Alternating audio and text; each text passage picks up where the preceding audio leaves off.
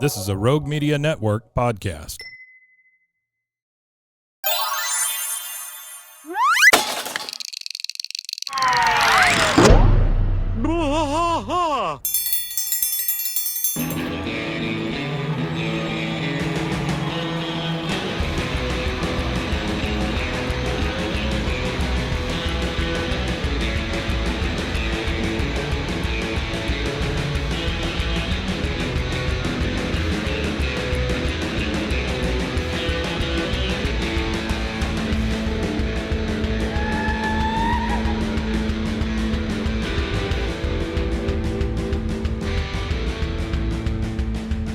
White trash fight all through the night, deep in the heart of Texas.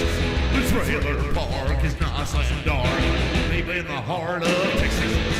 Cat drinks his brew and he spits his chew, deep in the heart of Texas. The TV blares but no one cares, deep in the heart of Texas. Here we go!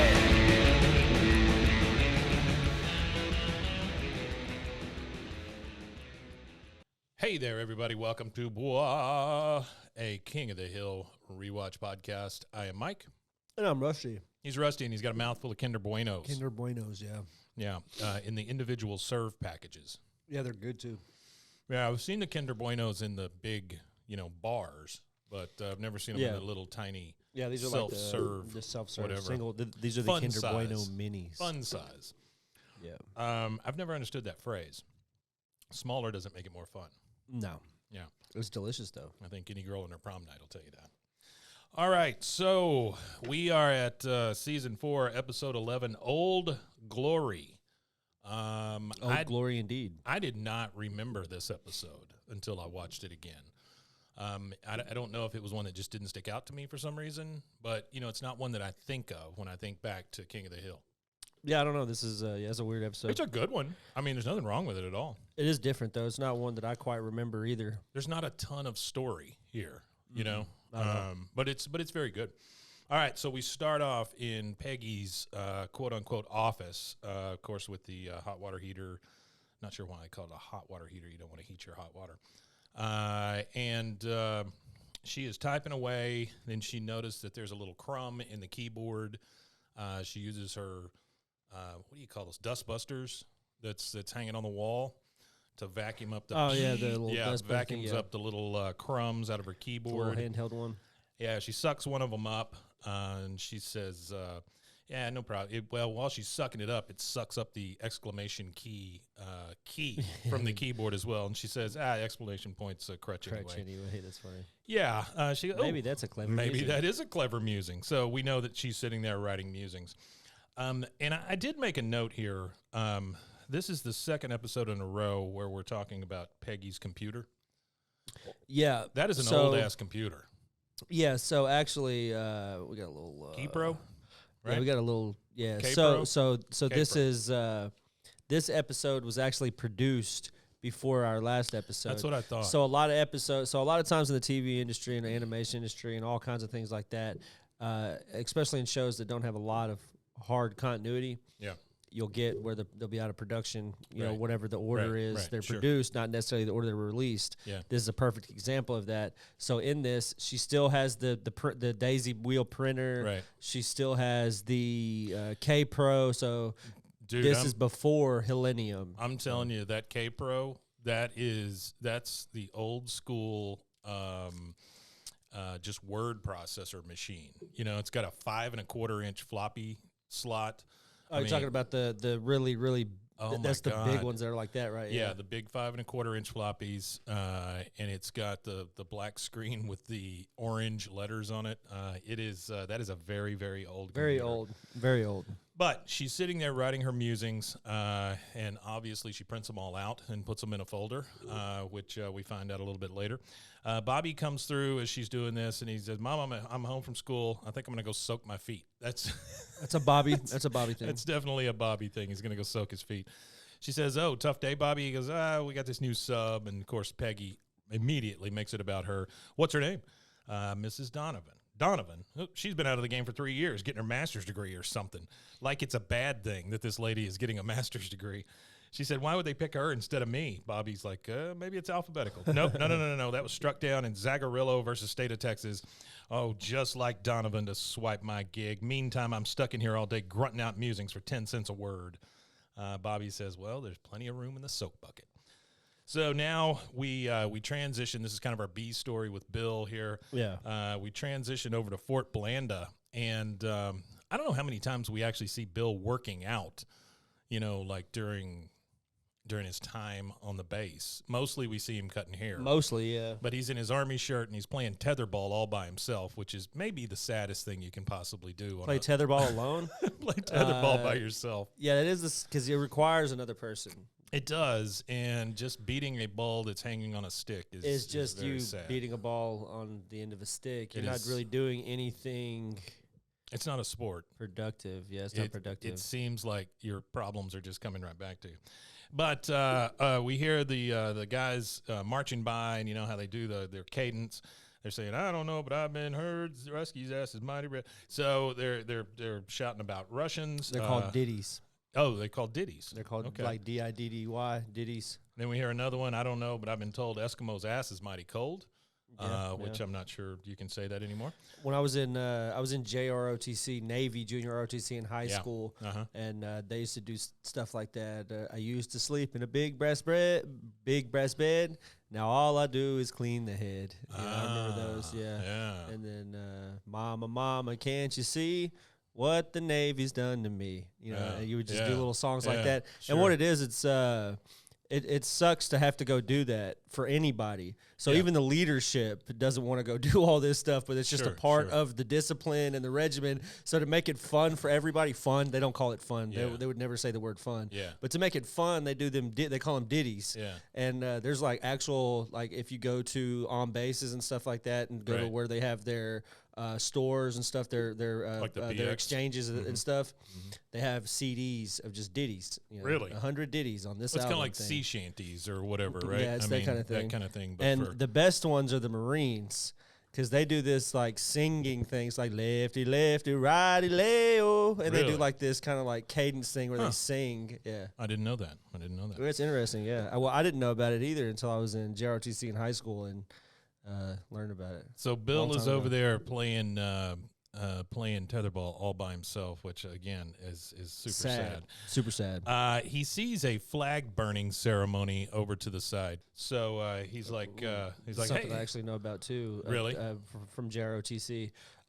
We actually cut up flags Yeah, and went and participated in some of these flag burnings. gotcha. And that's the proper way to dispose of them. Sure, is yeah. you have to remove the stars from the bar. You can't burn it as a whole flag. Yeah. You have to cut the star out of because that's what we were doing. So we would cut the star out of the flag, and that was our job. They would bring all these old flags to us, and we would just sit there and cut the stars off the flags, and then they would take the flags and they would do the official the official military ceremony of burning the flags and everything. Yeah. There's like a whole ceremonious thing about they call it retiring the flag. Right. Yeah. So he doesn't really understand this flag burning ceremony. So he speaks up and he's like, hey, that flag's getting awfully close to the fire for my comfort and for the flags. The officer there, he says, pursuant to United States Code Title 36, Section 176K, when a flag becomes faded and worn, it's burned with honor. Bill says, yeah, but that's the flag I saluted for the last 20 years. I was hazed under that flag. Well, that's not a good thing, Bill. That's not really a good thing at all. No. He says, I was married under that flag. Permission to give that flag a loving home, sir. I will raise her every morning at dawn. I will lower her every night before dusk. I will store her. The guy interrupts. He says, do you have a 90-foot pole? He goes, I've got a 40-foot pole, sir. He gives him a bad look. He goes, well, I will go to Home Depot, sir. So they like solutions. They don't want to hear your problems. They want to know what your solution to the problem is. No problems. Yeah. We need solutions, yeah. Now we're at Tom Landry Middle School. Mrs. Donovan, the substitute teacher, is passing out papers. She says, I have your essays. She goes, normally I try not to give too many A's, but this time it didn't really come up, which that's a little rough, Miss Donovan. That is rough, yeah. Bobby gets his paper back. It's got an F circled in red, and it says, see me on it.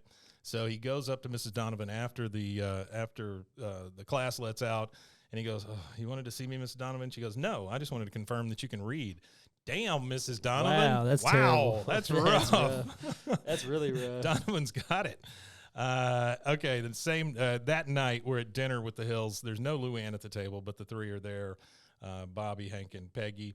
Hank says, an F in English. Bobby, you speak English. Yeah, apparently not very well.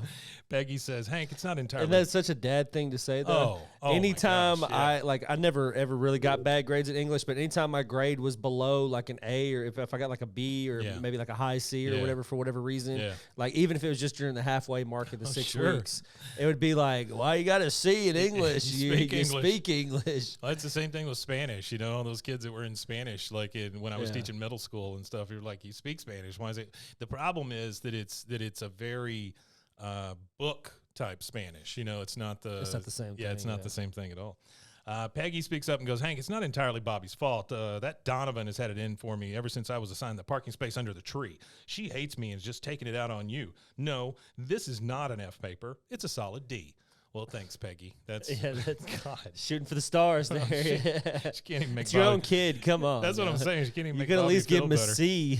Bobby says, what does it matter? Mrs. Donovan's making me come up with a new topic. She'll probably give me another F. Thanks to you, Mom. Well, that's a good way to hand it back to her, Bobby. Now we get Hank, Bill, and Dale marching out this brand new flagpole that Bill has bought. We just see them go by one at a time. This flagpole, again, a 90-foot flagpole, is so long that you see Hank pass with it over his shoulder, and then you see Dale, but he's just kind of hanging on to it. He's not even helping. Not even helping at all. And then Bill bringing up the end. Dale never helps. And they take it over, and it was like the old man's funeral. Oh, yeah. Everybody else is holding it, and all Dale had to do was carry his weight, and everybody it would have been fine. It's kind of a thing where we see them carry the flagpole, we see them working, all this stuff, and now anything they're doing, Dale's usually not participating. It's like when the couch. Oh yeah, when they were moving the couch and everything into the alleyway couch thing. He does not. He does not pull his weight. They're about to pour the cement in for the cement. Not only does he not pull his weight, he adds his entire weight. He adds weight issues, to the problem. Yeah. We see where they're going to pour in the cement pad, and Hank stops them for a second and looks down there. Number one, he gets the shovel out so they don't pour the cement on the shovel. Then number two, he pulls Boomhauer out of the hole so they don't cover Boomhauer in cement. Yeah.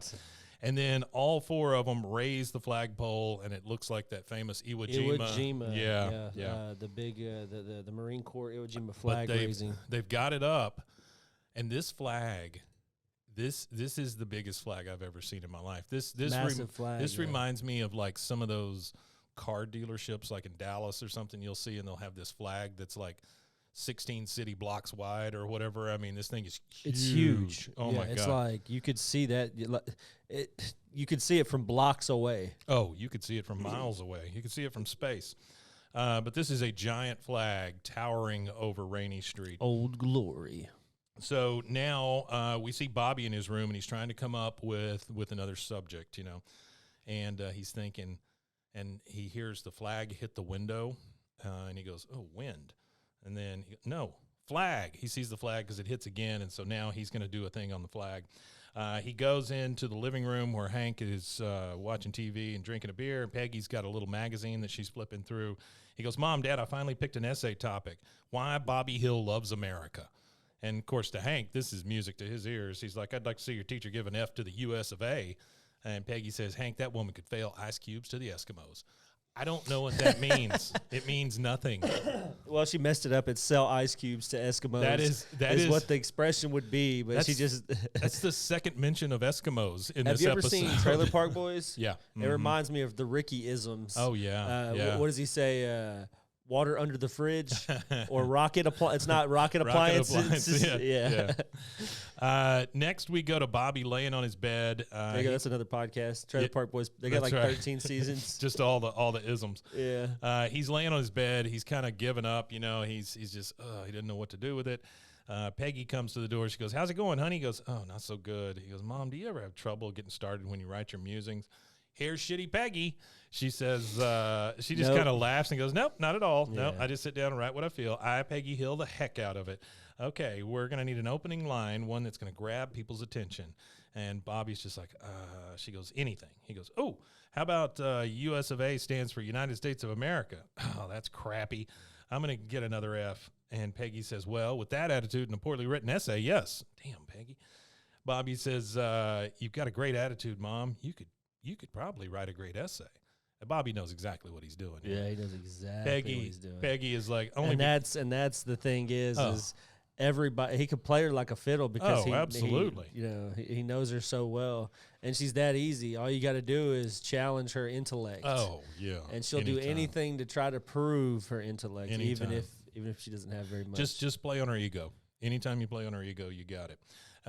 She says, yeah, I could write a good essay only because I'm a professional writer. Well, are you, Peggy? She goes, now, let's see. How about something like you take the U out of USA? What do you get? Essay.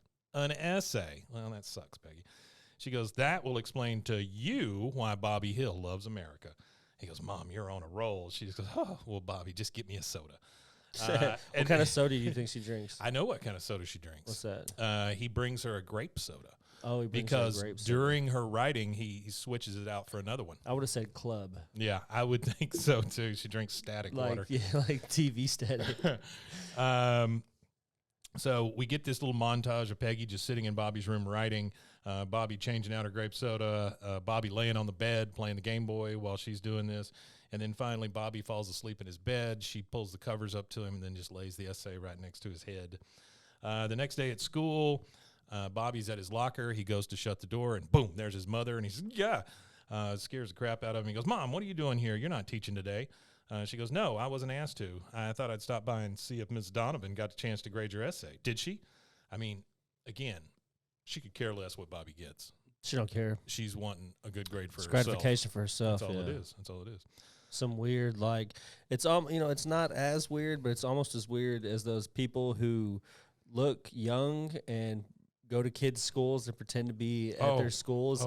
Like, I see it all the time. I honestly don't know how some people get past, like, all these administrators and stuff like that. Yeah, they like, shouldn't. they get all the way to sitting down next to these kids and they're in schools. Like, and the only thing that ever gives them away is the kids recognize that it's some strange human being in their space. Yeah. It's like when the kids oh man, what movie is it? It's like the trope where the two kids in a overcoat. Oh yeah, where they're like standing on each other. And the adults can tell. Yeah. Well, the kids can tell when the adults try to do the same thing backwards. Oh, absolutely. So, you can't pretend to be a kid to a kid. Next thing we see is in the teacher's lounge. Peggy comes and sits right next to Miss Donovan. She goes, "Hello, Peggy." Peggy. So both of their names are Peggy. Yeah. Yeah. This is actually here we go. Let's go back to the Artie files here.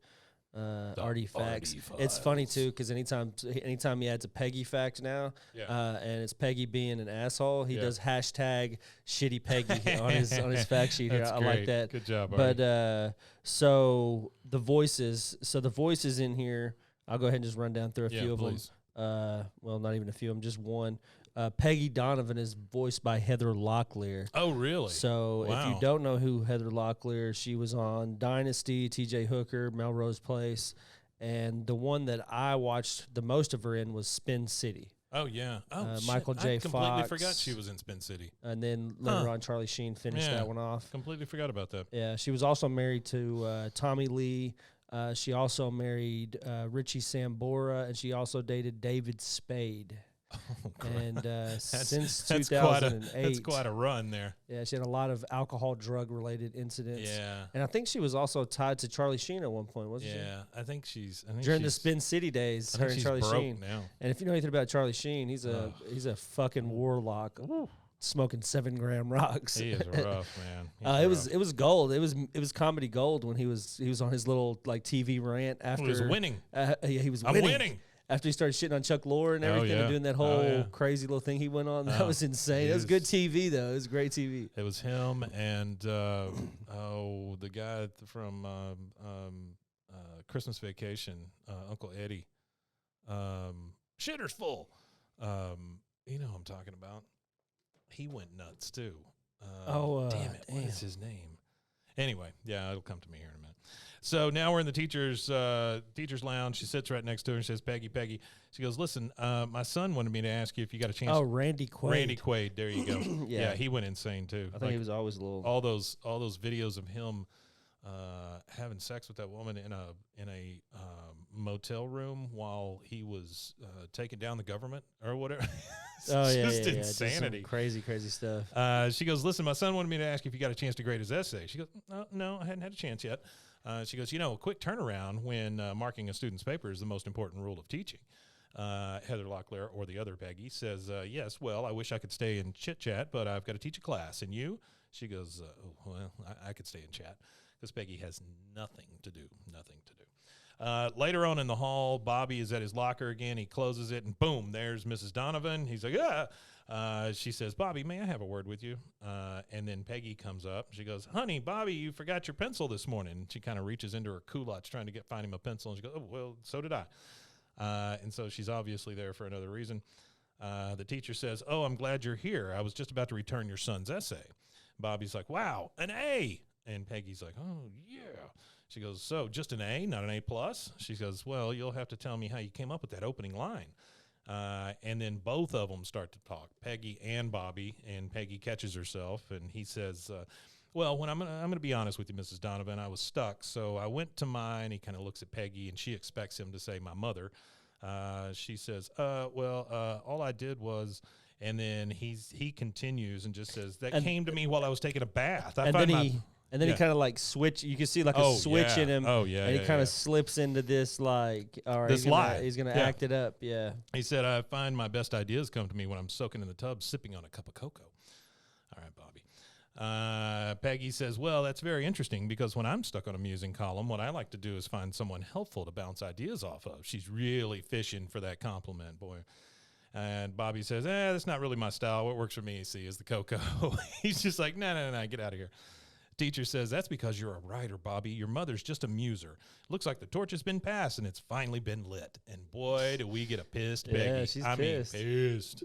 All right, and that is the first commercial break of this episode, and we will take that and we'll be right back.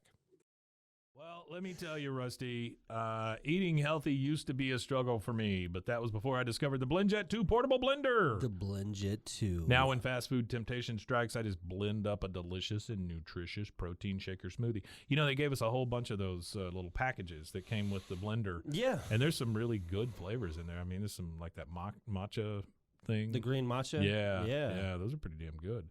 BlendJet 2 is portable, so you can blend up smoothies at work, a protein shake at the gym, or even a margarita on the beach. It's small enough to fit in a cup holder, but powerful enough to blast through ingredients like ice and frozen fruit with ease. Maybe a human thumb. Don't put your thumb in it. BlendJet 2 is whisper quiet, so you can make your morning smoothie without waking up the whole house. Lasts for 15 plus blends and recharges quickly via USB-C, which has saved us all. There's nothing worse than turning that USB thing over and over and over and over, and then finally finding how it plugs in, Oh, yeah, I don't like that USB-C either. Yes, USB-C saved us all. Best of all, BlendJet 2 cleans itself. Just blend water with a drop of soap, and you're good to go. There's 30 plus colors and patterns to choose from. There's a BlendJet 2 to complement just about any style. We have a pink one? Lavender. I think ours is lavender. Mine is the Toy Story Aliens. Oh, yeah. It's like the Pizza Planet one. Ooh, that one. Yeah. They've got some really cool colors, but I really like the patterns. I know one of the people here got one that looks like Woody the Sheriff. Is there a code with them? There is a code. What are you waiting for? Go to blendjet.com and grab yours today. Glab it today. Glibbity glob. And when you do glab it, make sure you use the promo code BWAAA12. That's to get 12% off your order and free 2-day shipping. No other portable blender on the market comes close to the quality, power, and innovation of the BlendJet 2. They guarantee you'll love it or your money back. Blend anytime, anywhere with the BlendJet 2 portable blender. Go to blendjet.com and use the code BWAAA12 to get 12% off your order and free 2-day shipping. Shop today and get the best deal ever. BlendJet 2, formerly known as BlendJet. Hey, everyone. It's me, your puzzle-loving pal. Did you know I was a puzzle-loving pal? I didn't know you were a puzzle-loving pal. I got to tell you about my latest obsession. It's Wongo puzzles. These things are the real deal. They are high quality, handcrafted, and perfect for anyone who loves a good challenge but doesn't want to dedicate their entire kitchen table to puzzles for a week. Trust me, I have been there. I will tell you this, my parents, they're very old and decrepit, and they do puzzles all the damn time. Yeah. Like there's always a table that has like an unfinished puzzle. Yeah, it's either that or, I don't know. Die. Feel your bones. So these puzzles, these Wongo puzzles, they are 100% wooden. They'll last forever. Each piece is hand-drawn. Just think about that for a second. Each piece is hand-drawn, so no two pieces are the same, and you'll discover some fun whimsy pieces as you work through it. Whimsy. They come in a custom wooden box, which is perfect for storage and gifting. You know, before we started doing this, I didn't realize how many people I know already have these Wongo puzzles. I mean, they're apparently pretty. You can't go wherever Juan go. With stunning designs and unique shapes, Wongo puzzles are a cut above the rest. I loved doing the snow globe puzzle myself. It was great to pull out a puzzle and be done in a night and not have it on the table for a week. So what are you waiting for? Let's go to Wongo Puzzles, WONGO puzzles.com, and pick a puzzle today. And be sure to use the promo code BWAAA for 10% off your order. It's the most fun you'll have with a puzzle, guaranteed, or your money back. Go to WONGO puzzles.com and use your code BWAAA to get 10% off your order and get puzzling right now. And we is back. The next thing we get, Peggy is again in her office on her word processor. And she's just typing away. She says, credit where credit is due is not just a phrase for bankers and lawyers.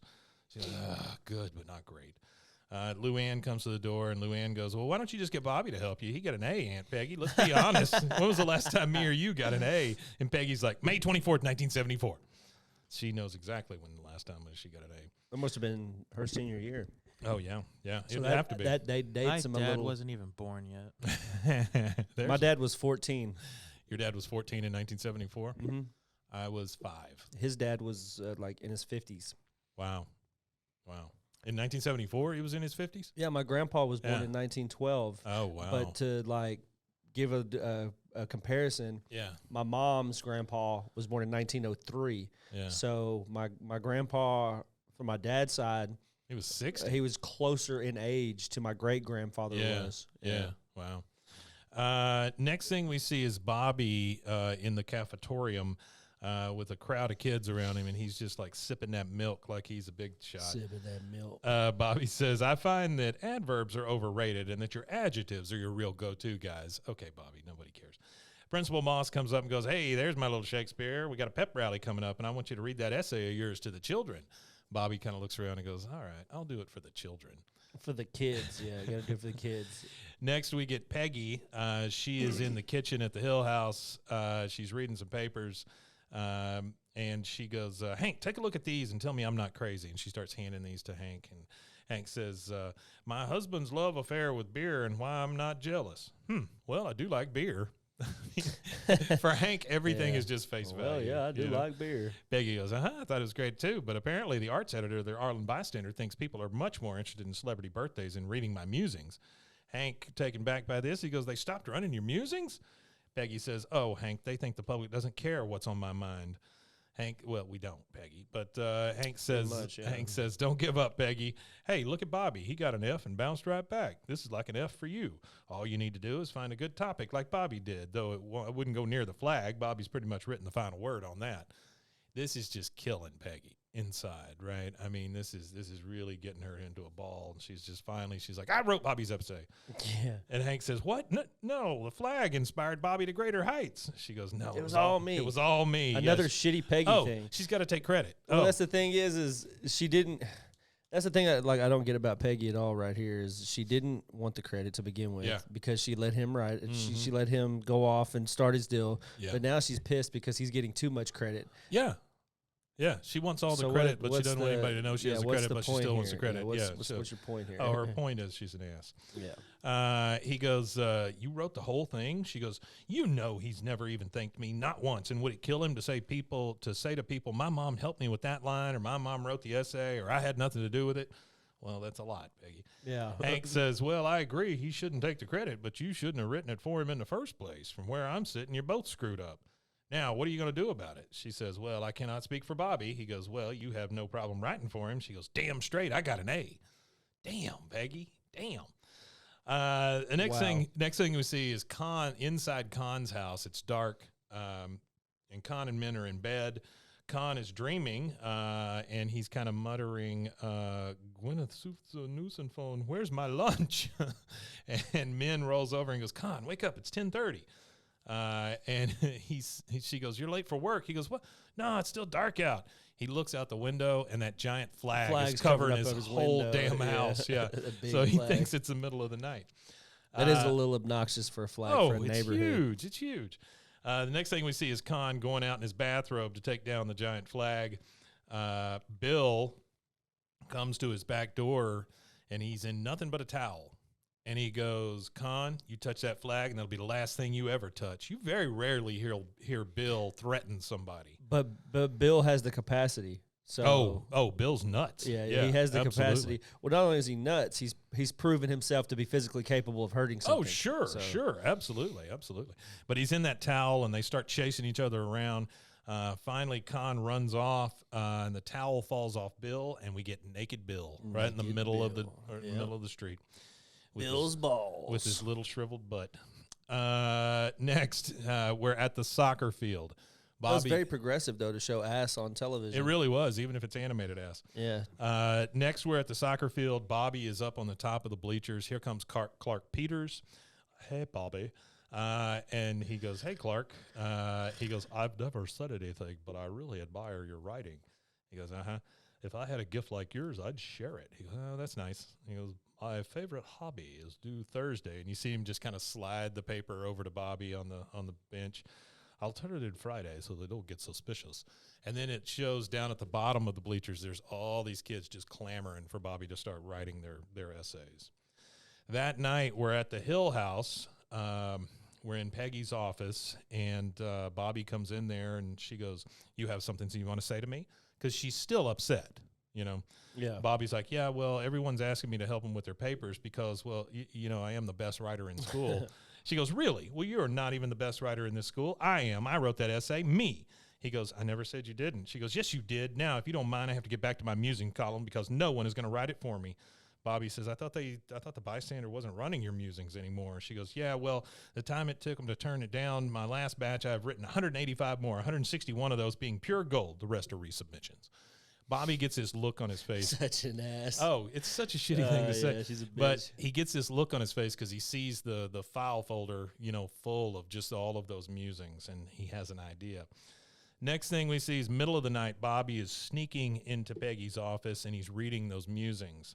He goes, oh, if you like knitting, you'll love this yarn. Clark Peters, my boy, you found your hobby. So he is just going to reuse all these musings to write these papers for these kids, which I don't really get because the musings are very, very short. Very short musings.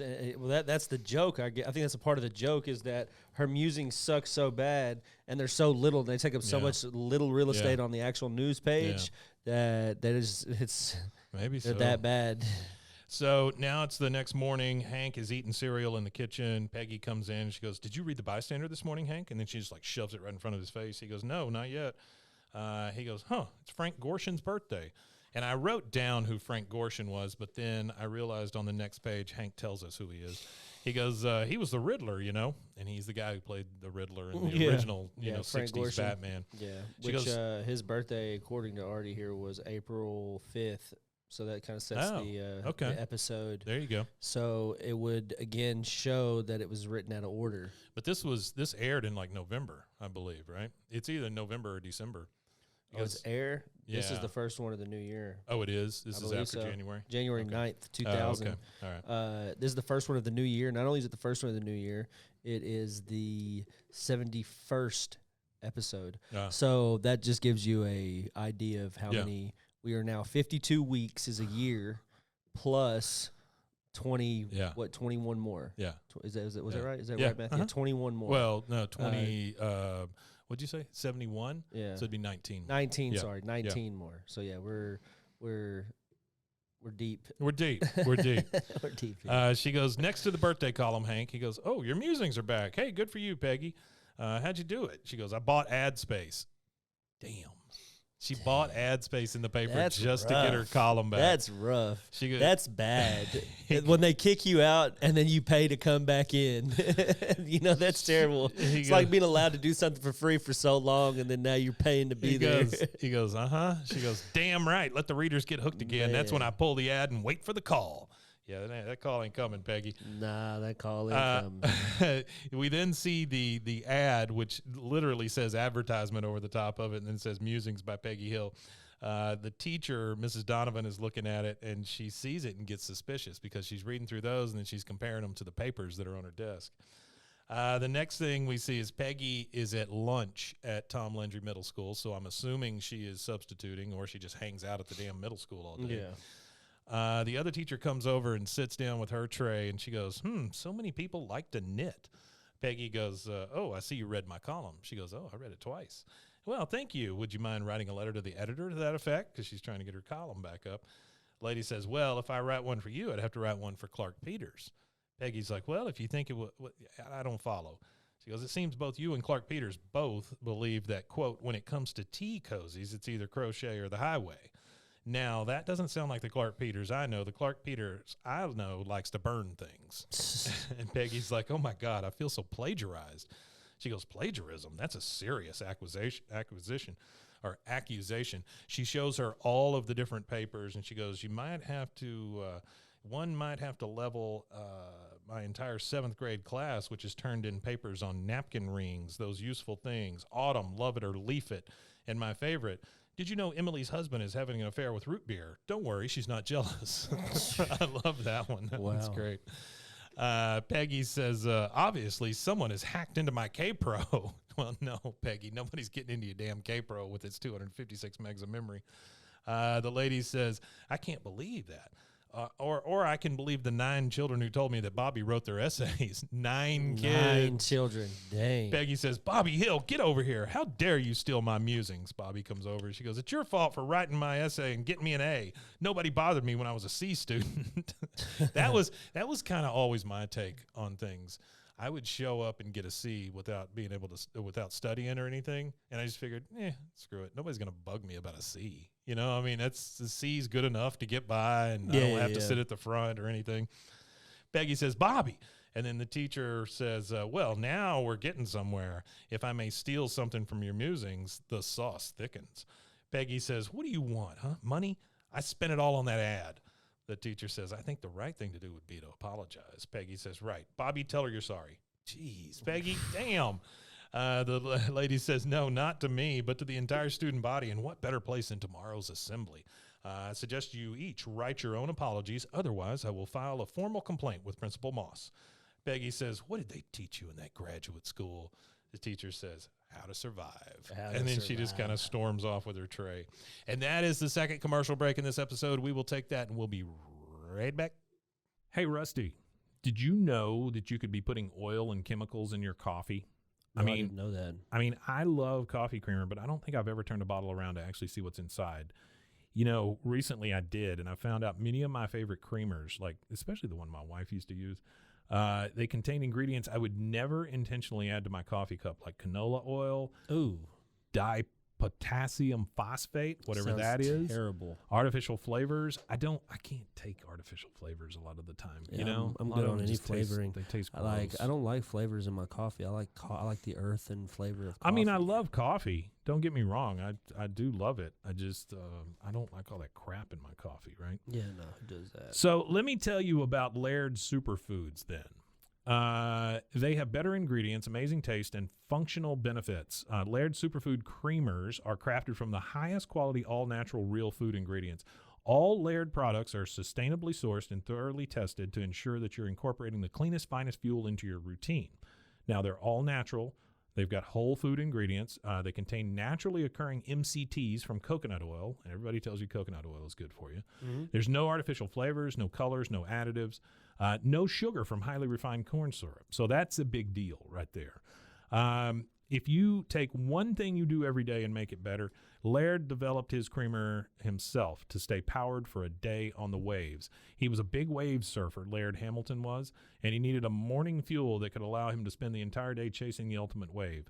So he made this creamer, and it is it's crazy good. Laird sources high-quality plant-based ingredients globally and puts an emphasis on U.S. sources whenever possible. They aim to source responsibly and sustainably and believe that the food you consume should be as good for the earth as they are for you. They have honest and transparent products and labels. If you try it, you won't go back. They have functional superfood creamers, instant lattes, and prebiotic greens. They have a variety of snacks and supplements full of wholesome plant-based ingredients to keep you charged for wherever life takes you.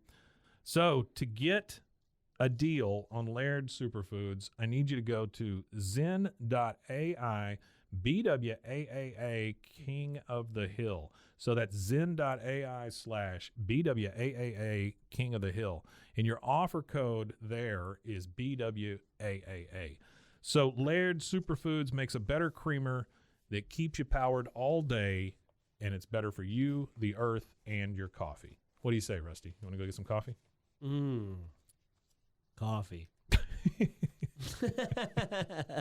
Hey, Rusty? Yeah. Did you know that dehydration is the leading cause of daytime fatigue? Oh, no. I don't know about you, but like 2:30, 3 o'clock, I just hit a wall almost every day. I was shocked to learn that even mild dehydration can cause headaches, muscle weakness, brain fog, but luckily there's a cure. Oh, there is? Actually, I should have said there's a solution. It's called Cure. Cure Hydration. The Cure Hydration is an oral rehydration solution, or ORS, that contains the perfect balance of electrolytes. We know how important that is because plants crave it. Super important. And glucose to help your body absorb water and rehydrate quickly. The formula is made with all natural ingredients like coconut water, powder, and pink Himalayan salt. Whoopee. And it is free from artificial flavors, sweeteners, and preservatives. Cure Hydration is vegan, gluten-free, and non-GMO. That makes it a great option for anyone with dietary restrictions and preferences. The packets that they give you, they're convenient, they're easy to use. You just mix them with water and drink. They're perfect for on-the-go, travel, or anytime you need quick hydration. Hydration is more than just drinking water, Rusty. It is, that's what Lauren Picasso, a lifelong endurance athlete, discovered as she struggled to stay hydrated no matter how much water she drank. I've known people like that. My wife drinks so much water, it's crazy. Lauren found Cure, a science-backed electrolyte drink mix to make hydration easy for everyone. Cure believes that hydration should be simple and effective, but also clean and natural. That's why they only use the highest ingredients and quality plant-based stuff to avoid any artificial or harmful additives. They're committed to transparency and honesty. All of their ingredients are clearly listed on their website and packaging, and they're always happy to answer any questions or concerns. So are you ready to combat dehydration? Absolutely. You can try Cure today and feel the difference for yourself. Use your code BWAAA. Sorry, I blanked. You're good. For 20% off your order. Try Cure today and feel the difference for yourself. Use our special code BWAAA for 20% off your order. Your coupon will be activated at checkout. Try Cure Hydration. Stop drying out. All right, and we are back to finish up this episode, Season 4, Episode 11, Old Glory. We're in the Hill living room on the couch. And they are trying to figure out what they're going to do about this terrible plagiarism. Bobby says, I guess deep down inside, a part of me always knew I didn't deserve that A. Peggy goes, oh, God, when those students see me on stage, they're going to expect me to receive another Substitute Teacher of the Year award, not a self-administered tongue lashing. I'm sorry, I can't do it. I won't. It's not fair to the students. Jeez.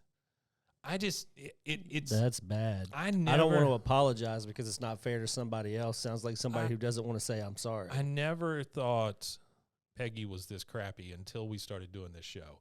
And now seeing her words on this page and the way that she reacts to people or doesn't react to her own damn family. Yeah, it makes it way worse. She is a terrible person. I mean, you don't really realize, like I said, we're doing like this dissection of the entire show. So we're looking at, we're reading each show's entire transcript. It's crazy. And her language is just. She would be a lot of fun to write for. Because you know who you're dealing with here. Because bad guys are always easier to write for, you know. Yeah, but the bad guys always die. That's true. Or fall out of planes. Will she die in the upcoming?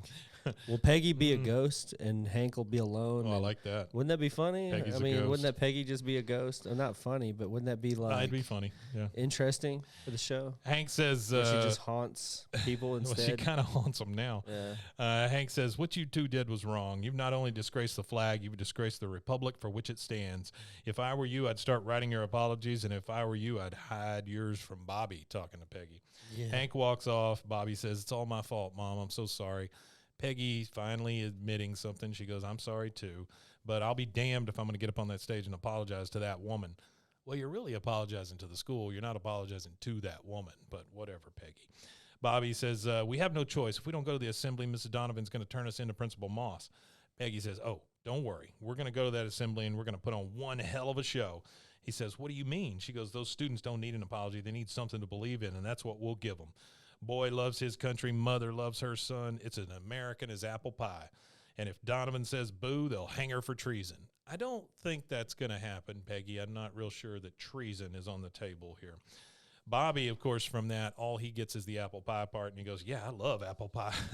Yeah, that's all he's worried about is apple pies. Peggy says, that flag got us into this mess, monkey. and that flag is going to get us out. At tomorrow's assembly, we'll give those saps a good old-fashioned star-spangled snow job. We'll set it all up tonight. What the hell is a star-spangled snow job? I don't know. I don't even want to know. Snow job. That sounds like some weird, sexual activity. Sounds like you got to pay extra for Have that. you ever had an old fashioned star spangled snow job? Anybody?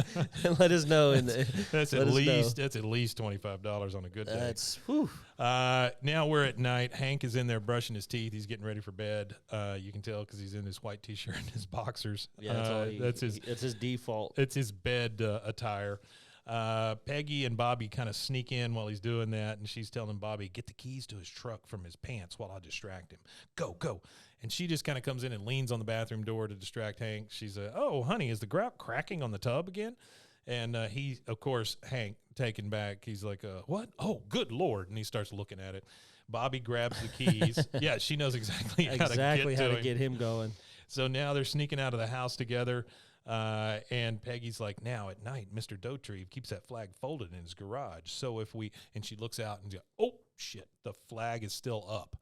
It's not only up, Bill has put a spotlight on it just to piss off Con. Well, no, this point. well, maybe to piss off Con, but actually that's a rule. So if it's up at night, if you have a flag up at night, it has to have lights on it. Yeah, it has to have lights. Well, he's got it. I'm 100% certain he's got it up still to piss off Con. And now that he's having to illuminate it, I can't even imagine what Con's thinking. Peggy goes, oh, all right, change in plan. I've taken down laundry. I can take down a flag. And Bobby says, well, I can drive a truck. You've got your 11-year-old kid driving a truck at this point, Peggy. Maybe your plan has gone a little off the rails. Way off the rails. She's like, oh, yeah. And then you see Peggy unscrew the floodlight, and then Bobby's backing in the truck, and she's like, okay, a little more. Keep it coming. And you hear that. Bobby hits the flagpole. She goes, okay, you're fine. All right, let's fold as we go. And remember, we're stealing this flag. We're not disgracing it. Ready? And then as soon as she grabs the rope starts burning her hands, and the whole damn flag just falls on the ground. So the flag has been disgraced already, right? It's touched the ground. Second it hits the ground, yeah. Yeah, and so they ball it up, and they put it in the back of the truck, and the next thing we see, they're pulling up to a red light, and a cop pulls up next to them, and she's like, don't look over. Oh, wait, no. That makes you look guilty. Look over. So they both look over at the same time at the cop and then give him a big-ass shit-eating grin. Yeah, it's a like weird the grin, most, yeah. It is the most guilty-looking thing ever, and she just goes, oh, perfect. Now we're at Tom Landry Middle School in the middle of the night, and they get out of the truck. They go back to the back, and they find out that there's no flag back there. Apparently, the flag fell out. And she says, the flag, quick, Bobby, get in the truck. We have to retrace our steps. And she starts to back up the truck, and she goes over a big bump. She has now run over the flag. So the flag is drug on the ground. She's now run it over with the truck. She's like, oh, no, Bobby, get out and check. And he goes, oh, please let it be a speed bump. And he goes, nope, it's a flag, and it's wrapped around the axle. And so he has to start dragging it off of the axle and stuff, and he's ripping the flag. He's like, all right, slowly drive forward. And you hear just ripping. He goes, okay, you're free. Now they're in the cafetorium on the stage, and they've got the flag hung up, and it is ripped, and there's tire marks on it. It is in bad shape. Bad shape, terrible shape. And she says, when you start your speech, I'll pull a rope, and Old Glory will unfurl behind you. Then hold for applause. When we get the music pumping and the dry ice all going and those flares are lit, they will not know what hit them. I want to see what the flares look like from the back of the house. She goes to the back of the cafetorium. She's looking up front. She goes, light the flares, Bobby.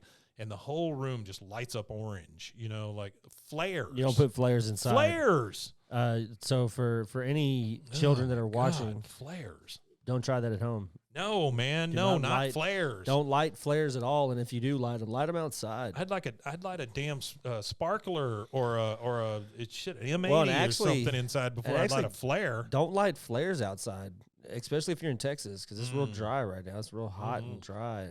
Yeah, that's absolutely true. It was kind of weird. They were showing like a fire map or whatever of like dry areas, and it was just like our little area right here where we're at was okay, and it was like everywhere around us was like high risk for fires. I don't doubt it. So she says, I'm going to go back there. It lights up all orange, and then it goes, oh, they're beautiful. This is going to work. Then you start seeing the flames flicker. We hear flames roar, and Bobby screams, and she goes, oh, good God, no. And then the alarm goes off. The sprinklers turn on. She's like, Bobby, save the flag. You hear from Bobby on the stage because you never see it burning. He goes, it's already burned and wet. And so they have literally destroyed this flag. Vandalized the school too. Oh right? my God! At the same time here. Yeah, nobody ever brings that up. But they pull up and they've got the flag in a giant wet ball in the back of the truck.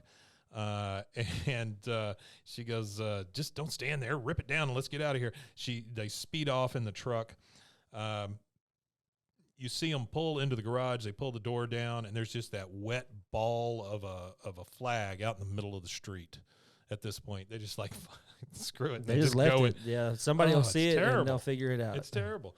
Next thing we get is next morning, and Bill is just crying and moaning and wailing over this wet ball of a flag that's in the middle of the street.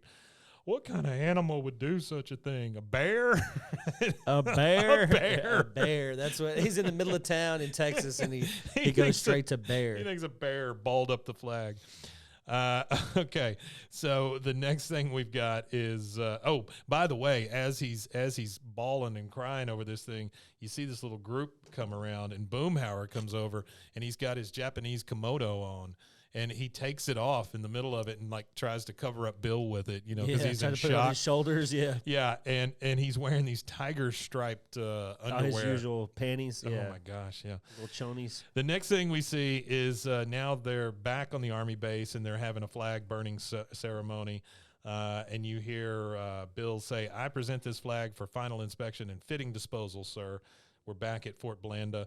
And the guy says, has this flag been inspected by the sergeant at arms? You hear another guy say, yes, sir. Sergeant, what does the inspection show, and what do you recommend? The other guy says, since the flag has become old, ripped, wet, burned, and soiled upon a tribute of service, I recommend that it fittingly be destroyed by burning, sir. And everybody is gathered there. Bobby's there, and he's looking super guilty as they finally burn this flag and take care of it. Yeah. The next day at Tom Landry Middle School, we're at the assembly in the cafetorium, and Principal Moss comes up and goes, and the JV basketball team collected $24.60. Well short of their goal. $24.60. Wow. I want to know where the 60 cents came from. Principal Moss says, and now it's my honor and privilege to introduce one of TLMS's best and brightest. Look out for this kid, Bobby Hill. And then you see the teacher, the one played by Heather Locklear. She says, I go away for 3 years and you take my parking space right from under me. No, ma'am. And she's got a camcorder out because she wants to see this apology. She wants to humiliate Peggy Hill. Bobby comes out on the stage, and he gives a hell of a speech here. He's like, I'm not a banker or a lawyer, but I believe in getting credit where credit is due. A great writer wrote these words, my mom, Peggy Hill. She also wrote my essay and many of yours. Peggy comes out on stage, and she kind of waves at people. He goes, what has this school taught us about the flag? I say the Pledge of Allegiance every day, but I don't know what it means. And it's kind of panning through the audience and all the kids. He goes, I hear the Star-Spangled Banner before every football game, but by oh say can you see, I'm looking for the guy with the peanuts. He says, but today I watched a grown man cry while his flag burned, and it kind of shows Bill out in the audience. He goes, and when I saw how much it meant to him, I realized how much it should have meant to me. So tomorrow, if you're sitting next to me in detention and one of your spitballs comes anywhere near that flag, you better watch your back. Tom Landry rules. And then everybody's just cheering and clapping God and bless everything. America. Yeah, Peggy's just, God bless America. The teacher is just completely shocked because it didn't go the way she wanted it to. Nope, not at all. Principal Moss comes out and goes, that was terrific, Bobby. I can see why you got an A. Now let's bring on the marching band. And that's it. We get credits. And this is like pre 9/11. That's true. And because after that, it was like, oh, yeah. People, you talk about burning a flag, people string you up. People that never participated in anything like that. It changed how they thought and felt about the world. Absolutely. And ever since, 9/11 made me terrified of elevators. Oh, really? Yeah, made me absolutely terrified of elevators.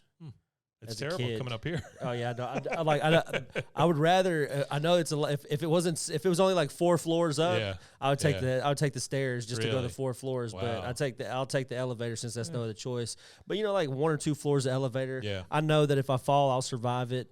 I know that if something, though, but 21, that's high. 21 floors, that's about as high as it gets in these parts. This is a good episode though. It's I like it. It moved along at a good clip. It's got some decent jokes in it. It's a little bit of Bill here and there. Not much Dale.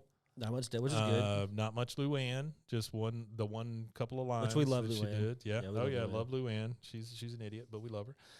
And then after the credits, we hear Bobby again say, "What works for me, see, is the cocoa." So that's his big deal. All right, so that is it. Season 4, episode 11, Old Glory. Good episode. You want to tell people where they can find us? We're halfway through this season too, I think. Yeah. I think we're at the halfway mark. I think it's right 22. Now. Is it 22? Yeah. I don't know. Pretty sure. Let's see. Usually it was 22, 20-something. Yeah, but you can find us at bwaaakoth.com, or you can find us at roguemedianetwork.com as well. Roguemedianetwork.com. It actually has 24. So 24. Yeah, we're close. We're very enough. Close. Yeah, one more. Yeah. So next week will be the halfway point to season 4. And good luck stopping us at this point. Yep, we're there. Yeah, we're just going to keep rolling. Well, thanks again for joining us, guys, and we will see you on Friday, or talk to you at least on Friday. We Matanye. We Matanye, indeed.